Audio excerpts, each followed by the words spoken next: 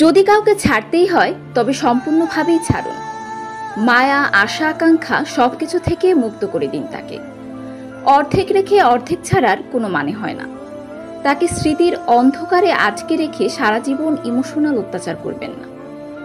জীবনের শেষ থেকেও নতুন শুরু হয়, কিন্তু সম্পর্ক একবার ভাঙলে আর আগের জায়গায় ফেরে না।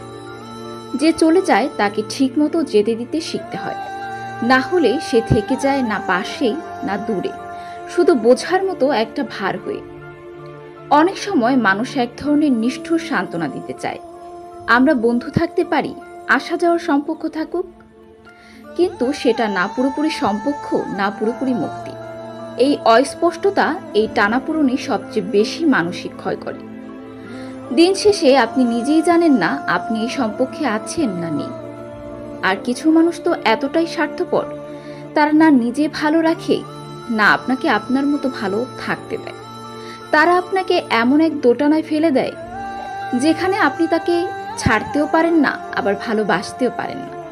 এই মানসিক অত্যাচারটা চোখে দেখা যায় না, কিন্তু মনের ভেতরে এক একটা দেয়াল তৈরি হয়, নিজের উপর, ভালোবাসার উপর, জীবনের উপর।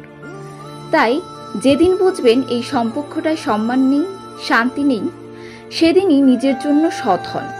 একটা সম্পর্ক সুন্দরভাবে শেষ করতে পারাটাও ম্যাচুরিটি। দিন শেষে আমরা সবাই শান্তি চাই, আর শান্তি কখনোই অসম্পূর্ণ সম্পর্কের ভাঙ্গা টুকরোর মধ্যে পাওয়া যায় না। তাই ভালোবাসা থাকুক, কিন্তু তা যেন বোঝা না হয়।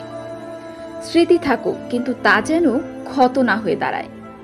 আর সম্পর্ক না থাকলেও একদিন যদি দেখা হয়, তখন যেন অন্তত মুচকি হেসে বলা যায়, কেমন আছো।